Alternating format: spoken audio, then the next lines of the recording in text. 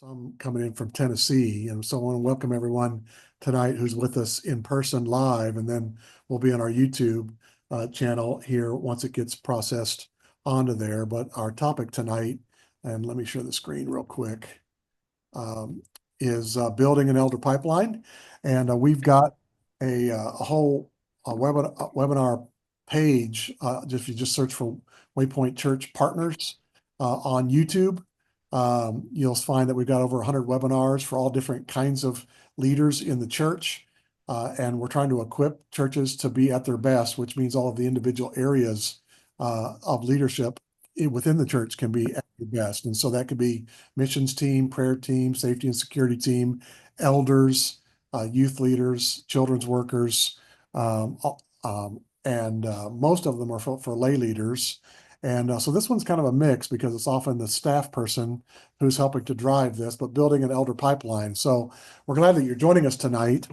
And one of the benefits Waypoint has being in a different church, we've got staff all over the region, and we're at different churches every Sunday. As we get just to see what churches are doing, and trying to collaborate and try and point people to some of the best practices that we're seeing, whether that's outreach events that we're seeing, and we can share that. Our last webinar that we did last month was with a church who has created a partnership agreement with their missionaries, kind of an expectations. Here's what you can expect out of us, and here's what we expect out of you if you're going to be one of our primary partners as a missionary of our church. And so we just walked through that document with the missions leader at that church that they were just finishing up. And so I see someone from New Hope Church. Welcome. So glad you guys are logging in. And so tonight we've got Chad Simpkins from the Journey Church in Springfield, Virginia. And Chad, how long have you been at the Journey? To be 9 years in September. Right, 9 years coming. So I was Yep. just there. Well, I was just there a couple of weeks ago preaching, but Yeah. at your 50th birthday party, not your 50th birthday, but the church's 50th birthday in the winter time. So it was great to be a part of that ceremony. For those Yep. people around our region a long time, it used to be Central Christian Church in Springfield, and then changed their name, I don't know, 10, 15 years ago to the Journey. And Go 7. Dad was a former church planter of ours in Chapel Hill, North Carolina, and a great friend of Waypoint. Recently served on our board of directors for a term. And so Chad shared with me some documents that they've been working on. And so this is not like a document that they've had for 5, 10, 20 years. It's like, hey, here's what we've been working through currently to try and just be at our best in our elder culture. And I thought that's really worthy of sharing with other partner churches in the region on getting the elders right. And I don't want to diminish all the importance of all those other webinars that we do, whether it's safety team or prayer team or missions team. But I'm really convinced that the long-term stability of a church is completely defined by the stability of the eldership. That you can have a short season of great growth or with elders that are not strong. But for the long haul, if you don't have a strong elder culture, eventually that's going to come back to haunt you. So doing the work to develop a strong elder culture is huge.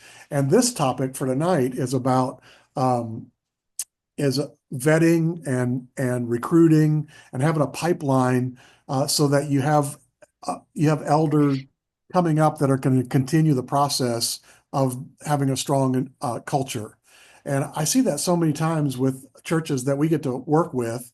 And so if you're joining us tonight, whether you're in person with us or you're watching later on YouTube, we get to work with so many churches in our region, but they'll go through these critical seasons where they have to bring on a new elder for one reason or another, and all of a sudden is your elder culture strengthened or weakened by the new reality of who your elders currently are, and so I've asked preachers many times, hey, who's your next elder? If you lose an elder sometime soon, who's your next guy up?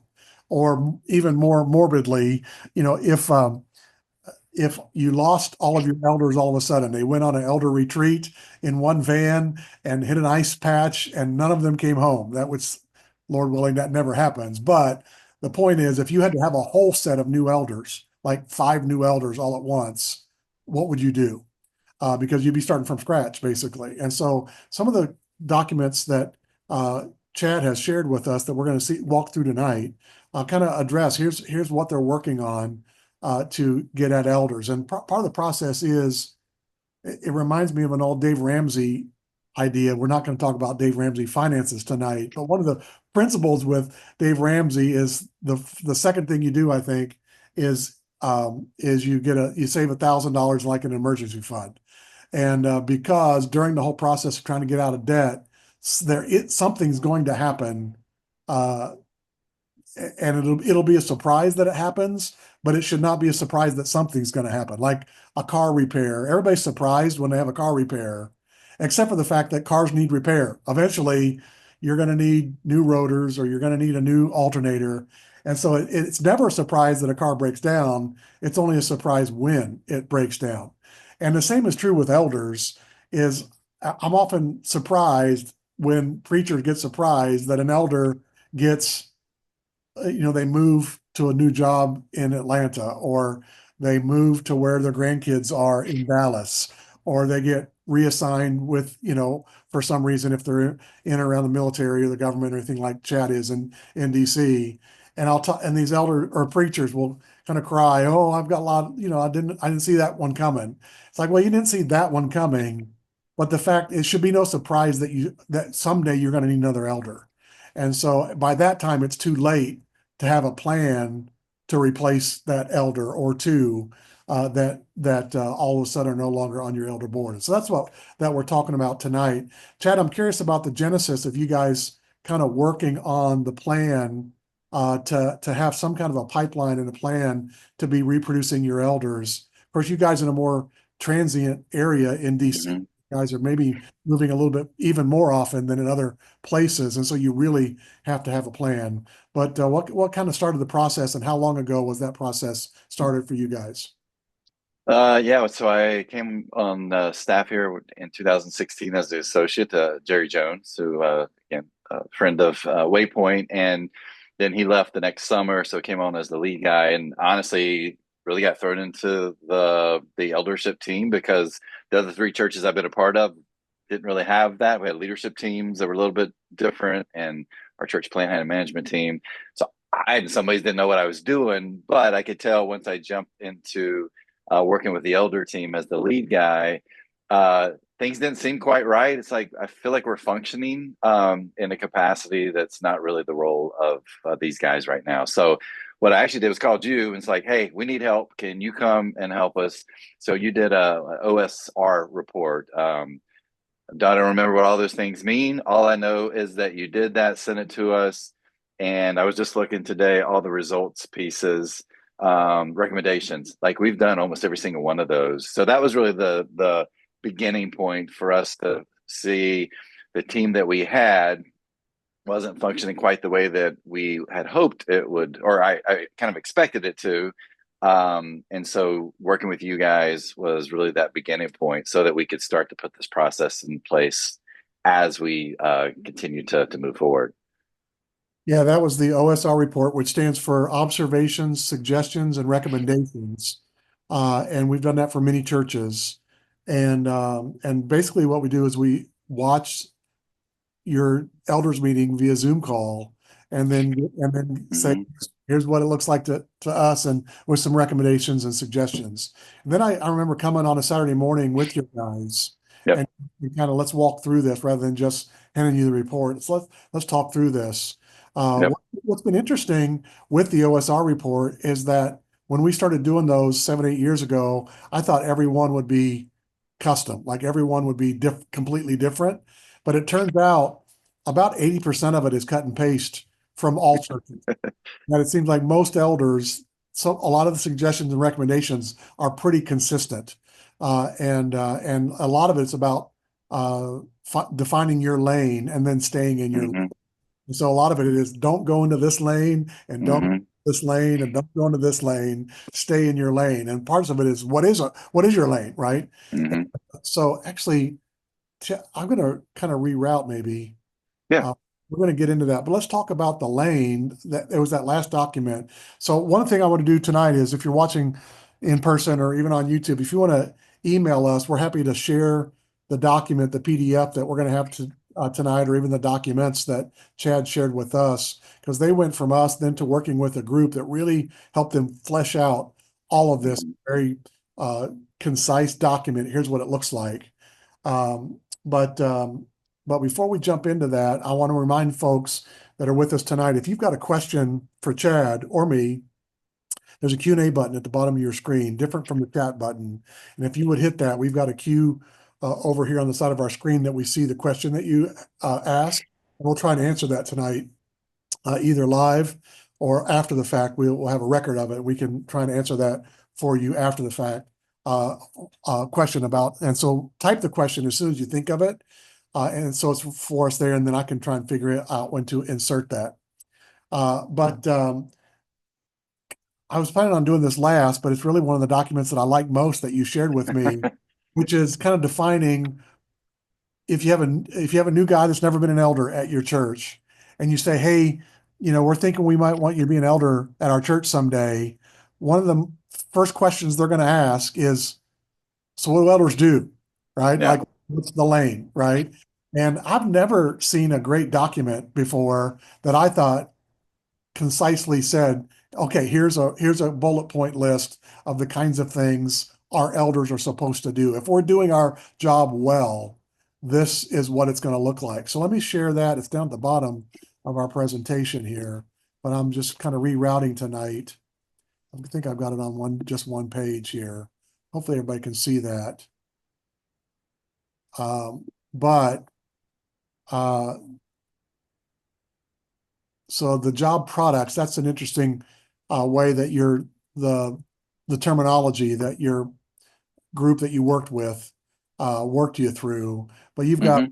3, 6, 9, like 11 things here. I think if we asked a group of elders, hey, what do your elders do? We'd probably come up with most of these, but Hmm. it would be in a different order, and everybody would have 6 or 7 or 8 of them. But I think it's pretty good that you've got, number one, are our vision and values clear and effective? Hmm.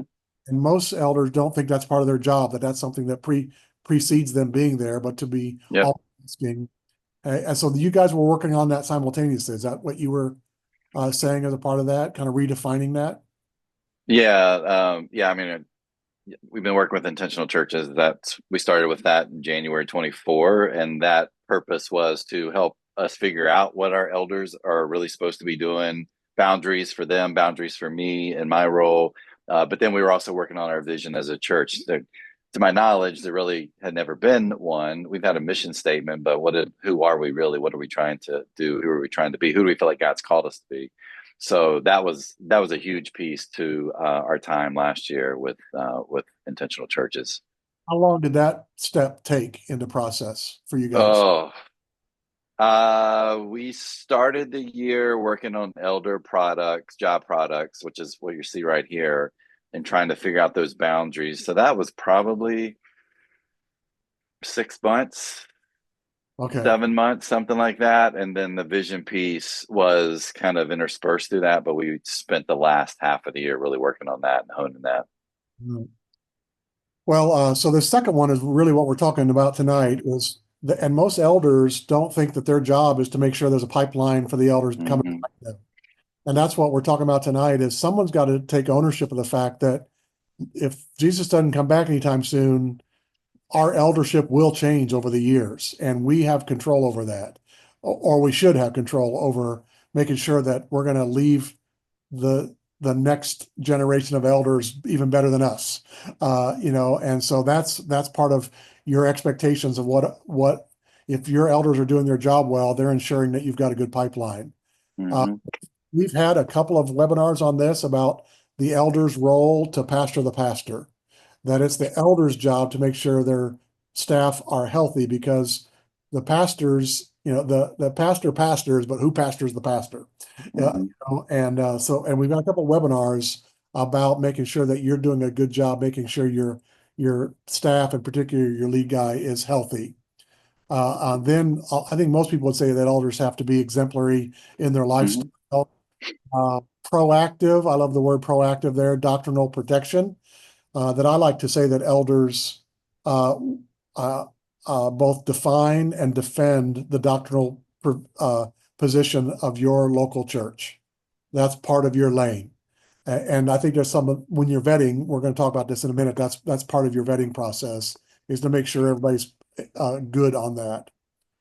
Uh, Elders need to have a current governance policy manual. This is the way we're going to operate around here. A lot of churches don't have that, and that's why they have long elder meetings, because they're trying to define this on the fly when something happens. Hmm. Uh, it's good to have a statement that part of the job is to make sure the elders are unified. Most people think that the primary job of the elders is to have a spiritually healthy flock, and I think that's legit. Um, Ongoing evaluation of elders, ongoing evaluation of the lead pastor and staff. And then a lot of elderships, whether they like it or not, they would put this first on the list. That you get into elder meetings. I watch the OSR report. I watch Zoom meetings of elders, and the first thing they're talking about is finances. Yeah. So, so, but I want to go back. So I just wanted to say that that was a great document that we could share with folks, and you could go through this with your elders and say, "Is this our list? This was a list. Is it your list?" But you could hand someone that and say, "Okay, here's when you're part of our elder board for this period of time, these are the kinds of things that we need to make sure are happening as we're serving out our role." We've also got another webinar, for example, of what healthy elder meetings look like. And not unfortunately, because sadly, I kind of enjoy is probably the wrong word, but uh, it's fascinating to me to eavesdrop on elders meetings, to do the OSR reports. And so we'd be happy to do that for churches, but at the same time, to share with, here's what a good elders meeting could look like if you were a little bit more intentional about that. So here are the 5 things that are in your main document, which is your process of having a good pipeline. And Hmm. so I want you to walk us through these 5 things. One would be your elder values is the simplest. We won't spend any time on that hardly. Yeah. It's 4 I'm. is Yep. expectation, setting, training, and then how do you have a continual process moving forward once you've got your pipeline flowing. Yep. So what do you mean by elder values? That was the first part of your outline. I mean, those are the biblical qualifications, right? Of what an elder looks like, what an elder is supposed to be, how an elder is supposed to act, how they are seen outside of the day to day life, or outside of the church, I should say, and who they are outside in their day to day life. The only things I think that we added that were a little bit beyond the biblical passages that we know were those last two. The wife has a similar commitment, support to the journey and vision and ministries. She has a positive attitude or reputation of self control, faithfulness, and peacefulness. Um, we wanted to be careful that we weren't bringing in an elder who was great, and then there was going to be tension because the wife did not fit or did not live out those same values or didn't believe in the same vision that we have as a church. Um, I think here before, I haven't seen that here since I've been here, but I think in the past that's happened. But my dad was a pastor 42 years, and so I got to experience that some as a PK, watching that take place. So that was an important one for us to add to that. And then the other one we added was the last one. Discussions amongst the elder board need to begin from a position of trust and respect. Um, as we were working through this, and one of the reasons we really began to put this process together was there were tensions within our elder team, probably dating back to about 2021, and we wanted to be sure that we weren't coming into meetings already having an agenda in mind, weren't coming into our meetings already thinking, well, I know what I want out of this. And so we said, hey, we've got to trust each other coming into this time together. We got to respect each other. We can fully disagree. We can be coming from different places, but if those tensions are there from the very beginning, before you even walk into that space, before you have that conversation, then I mean, it just doesn't help you to have a healthy time together and get to where you want to go. So those last two, and especially that, I think that last one too was a big ad for us for the value piece. All right. So I won't get into this, but it looks like you're adding to scripture. There's warnings in scripture, but we won't get into that. But there are those typical areas of scripture that you've identified here that support those values. That this is the part that most churches get right because we, as a family of churches, we're pretty biblically based, and we know where those passages in Timothy and Titus are in particular about elder, what the profile of a quality elder looks like. That Hmm. also Paul described to these young. Chad, as church planters, isn't it fascinating that the Apostle Paul didn't establish elders before he left his own church plants? He's a smart guy. Yeah, he left that up to Timothy and Titus. Said, "You pick your elders. Yeah, you If figure it out.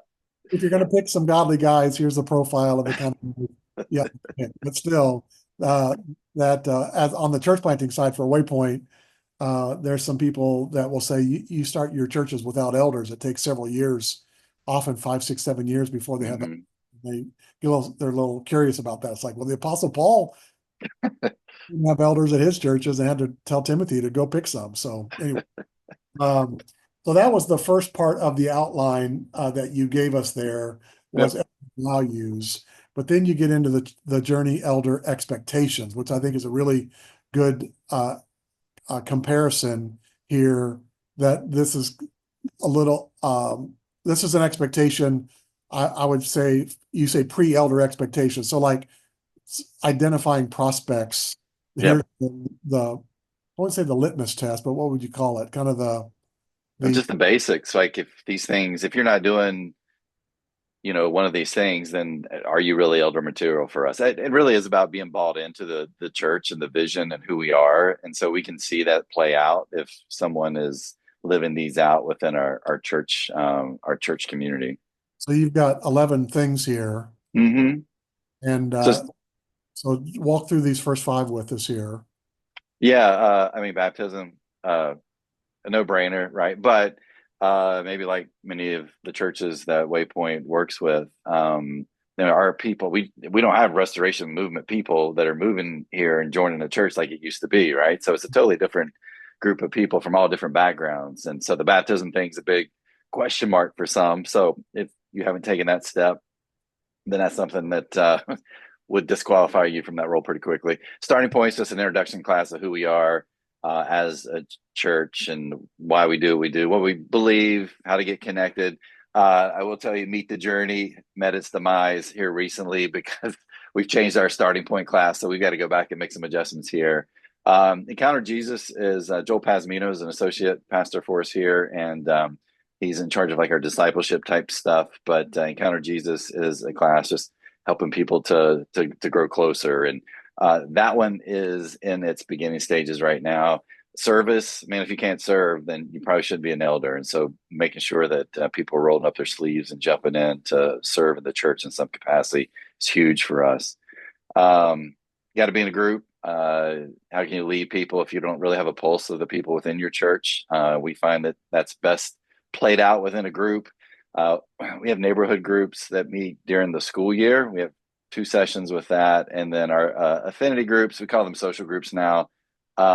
Those groups are just people getting together. They have something they like to do, an outdoor group, singles group, whatever it may be. There's some bond there. And so if you're not in a group, then it would be hard to have you be an elder. Given generously, it's funny, and I don't know how people feel about this. We've had people in the past who are like, "Hey, this person might be a great elder," and we'll have somebody check on their giving, and they might do all these other things, but giving is almost non-existent. So again, tells you a lot about whether this person should be an elder. And if you have to go to them, it's like, "Hey, if you give generously, you've met all the other criteria, but you're not doing this." There's question marks there. Our leadership pipeline, we are literally in the midst of this right now, really defining our leadership uh, pipeline here as a church. And man, if you're going to lead, then you should be in the midst of that in some capacity. Whether you're one of our team coaches, you're a team leader, you're a team director, whatever it may be. But we feel like to be an elder, there should be some leadership qualities that are there, or at least you're learning to do that. It doesn't mean you have to be leading one of our teams, but you should be learning how to lead other people because, again, I think that's part of this role.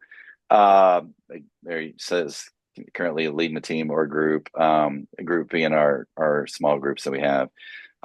Unity is a big deal.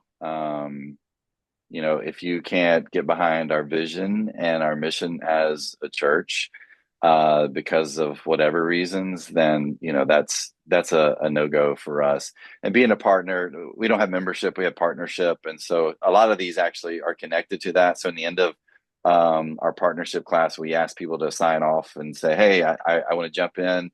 I believe in what this church is doing and who they are. I'm going to live out these 6 expectations, which are listed actually here in this pre-elder expectation list.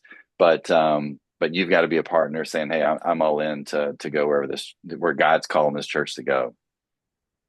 Got a couple clarifying questions there, and if other Yep. people have clarifying questions for Chad, now's a good time to hit the Q&A button to ask any questions you have. One would be, you said you looked to see if people were giving. Mm-hmm. There's a debate out there, and there's two sides of it about whether the preacher or someone else would know what people give. And I had a ministry mentor that said, you better know what people give. That you're Yeah. disciple people, and there's one of the best indicators of discipleship is people who sacrificially give to the kingdom. And so if your job is to know where they are in their spiritual journey, and then there's other people who say the right hand should know what the left hand is giving. And so I'm curious just personally where you land on that or how you determine if a person is giving generously. Yeah, I mean, I was the guy who was like, I don't want to know. I don't know what you give. It's between you and God. Our accountant knows. That's all that matters. Spending time with other guys in ministry, because I'm in a couple of cohorts. They're like, if you don't know what people are given, and it doesn't mean you know what everybody's given, but like if there are people in leadership roles and they're not giving, then there's a disconnect there. And I don't know what people give, but I do ask for, hey, who are our top 30 givers here? Because sometimes we want to go look at that list, and we've done this recently. I want to see who's in our top 30 list, and are there potential elders that I don't already know who are giving generously to what our church is doing. And if I see a name in there, like, okay, here's somebody, well, let's go look at all these other areas. So it helps me to know if we've got someone who has the gift of generosity. And that's really what it boils down to, right? Is some people have the gift of generosity and we don't use that gift very well within the church setting. So do we have projects or something coming up so that we know, hey, we're going to get this group together and we're going to talk through this and give them a first opportunity to jump in and to be a part of this. So for me, I don't know exactly what people give, but I do. I asked our executive director, Robin, to filter that information for me, so I have a good idea of where people are. I don't know. I think in our roles, if we're a lead pastor, lead minister, we probably should have some inkling of where people are when it comes to generosity. Yeah. I was in the same place where it was in classes rather than individually. I knew how much you gave last month. I did know who was the sacrificial givers, who were the steady givers, who were the Mm-hmm. givers, and then basically non-existent giving, and so it's good to know what classes people are in at least because it makes a statement about how much they've bought into the mission of the church Yeah, and other things. And particularly if there's any change in that, if they switch classes, a person that goes from sporadic to sacrificial, yeah, that's a discipleship. There's something in discipleship that's happening at yeah, the moment when someone goes to giving $50 occasionally to giving $500 a month every month. I think I need to know that, and vice yeah, versa.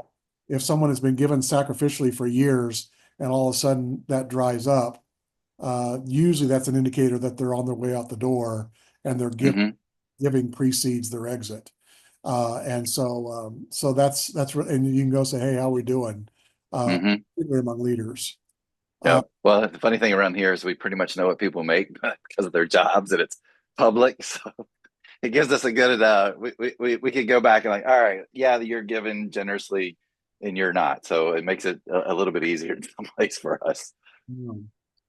um, so the other thing I would say, this is a great list to say, okay, as we're starting to look for people, these are Hmm. qualifiers for what even qualifies them to be a candidate, right? Yep. And so that this is a great list. And again, we'll have these available to anybody who would like to see this. We'll have these slides in a PDF and or the documents that Chad worked through. But I would recommend also, which is a whole nother conversation, a whole nother webinar, is to have some kind of agreement, a covenant, just to be a partner at your church, a member at your church. To say, to be a member of our church, this is kind of what it means. This is what we mutually agree on. And I always told my churches, it's not an agreement between you and me. It's an agreement between you and all the other members of the church. Hmm. And you say I'm a member of the journey, and someone else says they're a member of the journey. In a lot of churches, they think those are two different things. Because Hmm. there's people that think that if they show up every week, that's what being a member is. And Yep. so a lot of these things that are in your list here of being, you know, uh, pre-qualified to be a potential elder would be in your partnership agreement, like you said. Hmm. Be a good member. We want you to give. We want you to serve. We want you to be unified with our leadership, you know, and we want you to be in a group, all of those things. So if they're a good member, you're halfway there. But Yep. you've got to be able to identify what's taking them to that next level. So Yep. that was a good document that you guys worked through there, just to say, here's even when you start looking at potential candidate, this is going to almost disqualify someone. I don't know if these are all knockouts. If any, Chad, I didn't ask you this question before. I mean, They haven't done them, they're out. no, I mean, if they don't go to starting point or encounter Jesus, like we're not going to kick them out. Those other ones are really big for us. I mean, because if they've been around for a bit, they may not have gone to starting point, but they're gonna get the DNA of the church. They're gonna understand what's important to us through coming on Sundays, through being in groups, through other means of communication. So those aren't knockouts, but we do talk about beliefs. So do they have the beliefs? But part of this too would be that next layer that I know we're gonna get to in just a second. That maybe they don't go to starting point, don't fully understand our beliefs in certain areas. Well, we get to the vetting process and that pops up in the questionnaire that there's a difference there, but they didn't go to starting point, didn't know where we were coming from. Then we're not going to say, well, you didn't do this one thing, but we'll talk about it now that you're in this vetting process. All of these, I think, could be, you know, the encouragement for them to move through these process. If we'd really like to elevate you into leadership, but to do Yeah. that, we need these things done, and then they'll go, oh, I'll come to the next starting point class then. And Yeah, so, I mean, there's definitely steps like you like that you can take. Yeah, those are conversations you can have. So it's not like, hey, if they don't have a check mark beside each one, then we don't want to look at them. No, maybe there's a discipleship opportunity there too to kind of walk the path with somebody. all right. Well, the next part of it is the vetting process is, so you've got some people that you might want to talk to. And so you've got how many things here? 6 steps here that you've identified in your vetting process. So we'll just walk through these. Uh, Okay. so you said to identify your potential elders. How and when do you guys do that currently? It's on our calendar, our elder meeting calendar, and I do not know what those dimes are. That's that's our Robin takes care of making sure it gets on our list when it's time for that. I think we do this every quarter, and we have those conversations. Part of this, if I can go back to those job products and elder products, part of actually my job product for it. I don't think you have that to look at. I know this one says clear and effective elder pipeline. Like that's actually part of my job is to work on putting that pipeline together and finding those guys that may fit into this into our church as elders. It's not just my job, but that is one of my main jobs that job products I have. Yeah, so we do talk about this frequently throughout the year. Again, 3, 4, 5 times. We'll throw out a list of names, and sometimes quickly we'll sit there and vet them if new names come up, and then other times like, hey, this is great. Let's think about this person, and then come back and talk about them a little bit later on. Most of them are already doing a lot of those things you just saw on the pre-elder expectations. So that is kind of how we can define them pretty quickly. And even going back to those values, we've had a couple of people like, hey, I think this person would be great. And someone's been able to jump in and say, great, but here's this one thing that I think is going to keep them from being a good elder. And so that's helpful when you can kind of have that dialogue in that way. Yeah, and it just reminds me, we had another webinar on a pipeline. It's been years ago, 4 or 5 years ago. That the critical thing is not necessarily exactly when do you do it, but that it is in your rhythm. Yeah. Remember, right? That one with Phil Murdoch, they have an elder retreat every year, and that is in the agenda for their elder retreat every. Mm-hmm. They're going to talk about who was a single A, double A, triple A, kind of is the way they defined it, level, baseball level, kind of deal versus the major leagues is when you're in the game. But triple A, Mm-hmm. you can get called up at any time because you're ready. Double A, you've got a lot of potential, and just with a little bit of work, you'll be ready. Single A, it's going to be a little while. So, Mm-hmm. but for them, it's the fact that they had, whether it's twice a year, once a quarter, it really doesn't matter as long as you say at our church, this is what our pipeline will look like. Our pipeline Yep. process will look like. And so it's not, it just never gets talked about. Or it gets talked about when you all of a sudden you have to have another elder and you're looking around like, okay, who should we look at now? Yep. Then it's too late. Yep. Right. Yep. So this is pretty critical here. A big shift from what we see a lot of churches doing is you invite them to be part of a 6-month cohort that meets twice a month. Mm-hmm. Tell us about this cohort. You've got a little bit. But that's your second, what's number 3 here is just fleshing out this cohort. So you got this 6-month cohort. Is this new for you guys or something that you've been doing for a while? No, we started. The idea came from Ben Kacharis at Mountain Christian. They do have done that or do that with people there in their church, and so we took that as like, hey, this is a great way to kind of vet uh, elders, potential elders again. Another way to do that. So we did our first one back in 2019. That one was actually 12 months. We did once a month. We'd get together and we just walked through. Man, I think we had 5, 6 books we were kind of walking through, leadership books. There's scripture that's a part of that. There's leadership books that we were reading chapters out of, books about, vision, mission of the church, why the church exists. So we spent that year talking with 4 guys that we felt like had the potential to be elders for our church. 2 of those guys actually became elders for us. The other 2, we just didn't feel like were right for us at the time.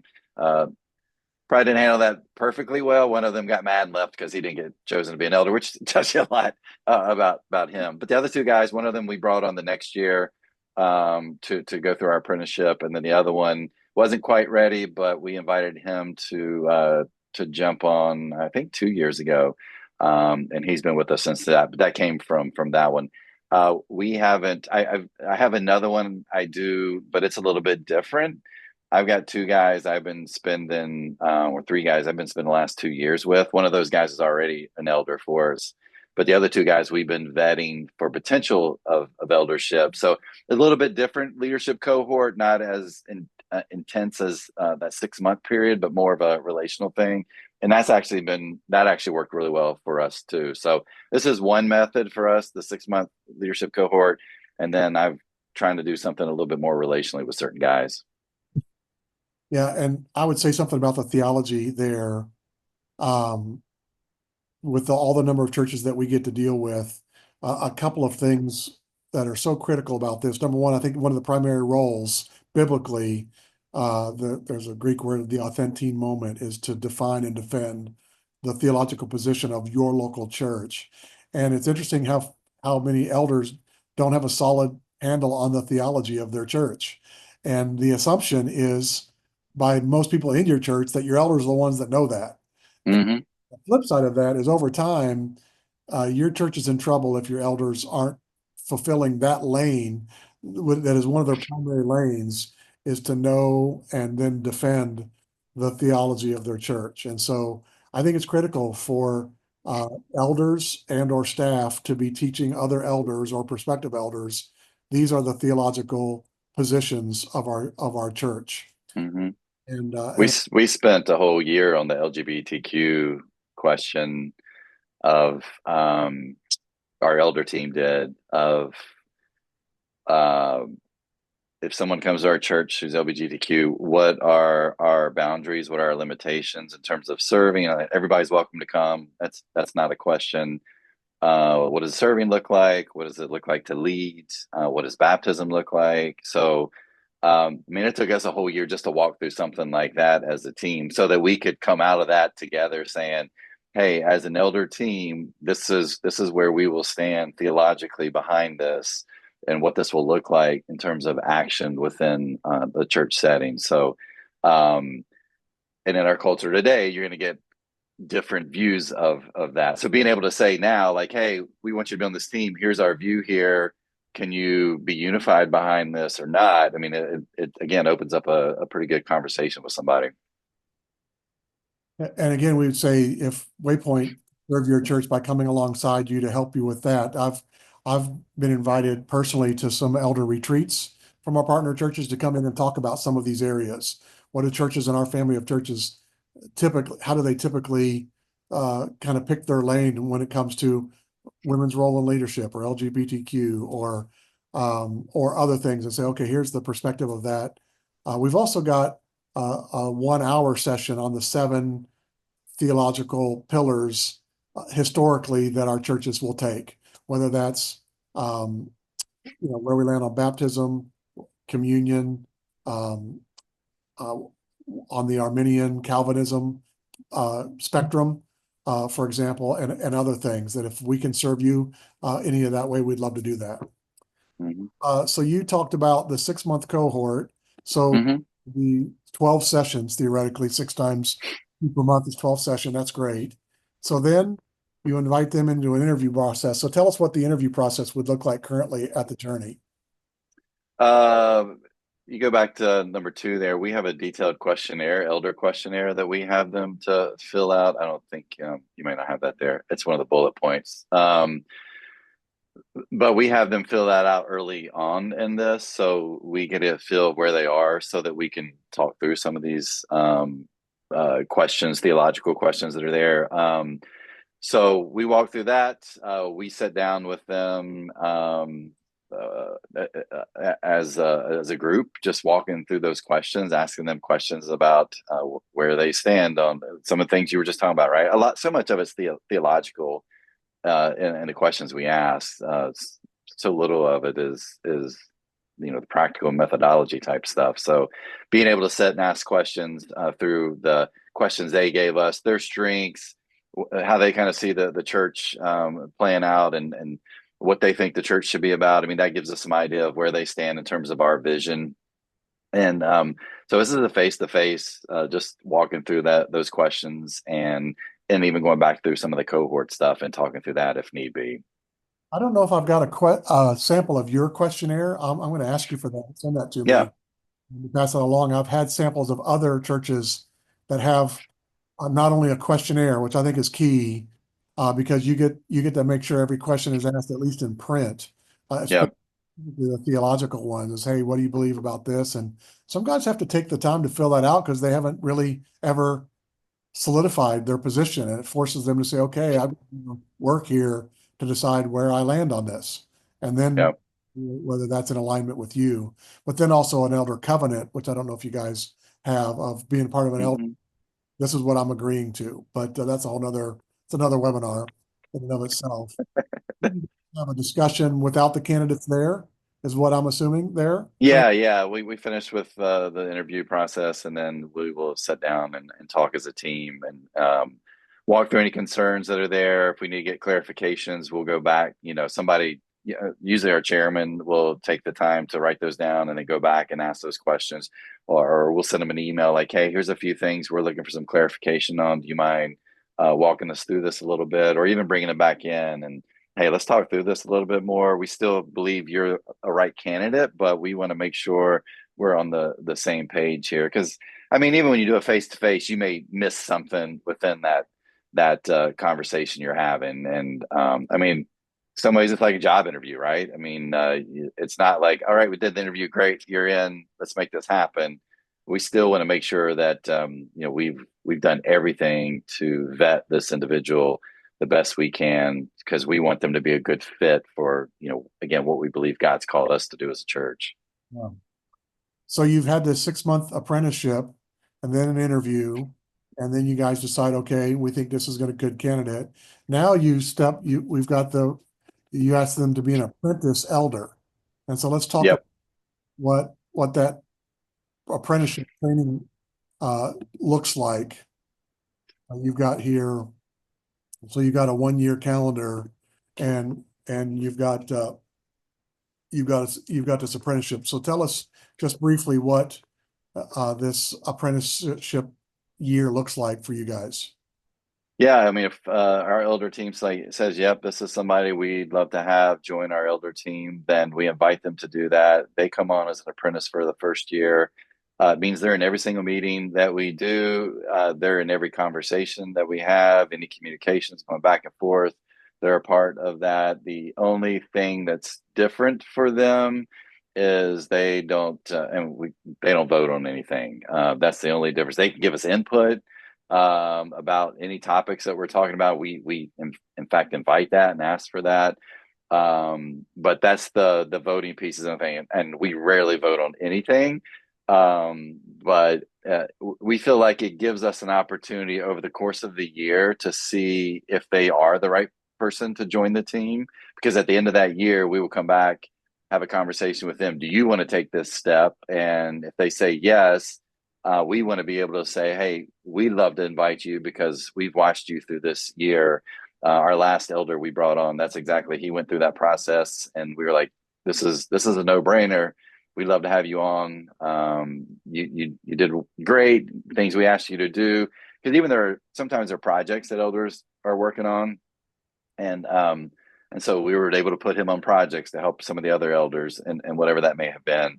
So it's not like they're not involved and they're just kind of sitting in the background. They're fully involved, but at the end of that year, it gives us an opportunity to come back and say, yep, we're ready to go and move forward with you. And that's some of the wisdom I got from my second church plant when I called a bunch of guys trying to figure out these kind of policies and expectations. And the good wisdom I got from a friend of mine was it was articulated differently. We didn't call it an apprentice year, but it just said that every elder's first term is 1 year, and then after that it's 3-year terms. So Mm-hmm. it's an apprenticeship because you can have a guy that you've gone through the whole vetting process, and then you make him an elder for 3 years or for life, and then 6 months in you realize, oh my gosh, this guy is not who we thought he was. Mm-hmm. No good way to say you're not in, then you have to take him out of the role, and that can be a mess. Well, So I mean, you get to see them under pressure too, right? So you get to see them interact if there's some tensions within the group.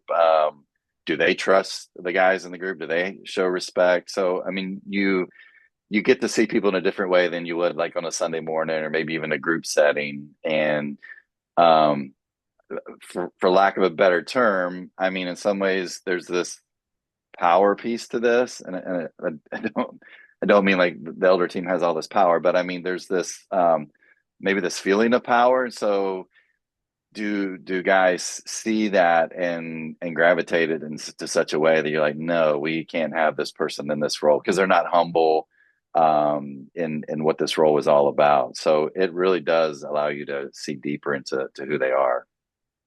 you've kind of described that one, and then they get asked to be on the team, and uh, and so it's unanimous for you guys. Uh, Yeah. and this will all be in the document here. But then you just ask, and this is becoming more and more common in churches, is that churches don't necessarily vote on their elders, but that the elders present candidates and then they can be eliminated by negation of someone in your church says, no, here's a reason, a biblical reason why they shouldn't be an elder. Yep. That looks like what you guys have chosen to do. A lot of that Yep. in your bylaws. So if your bylaws say you're going to vote on it, either you have to follow that or change your bylaws.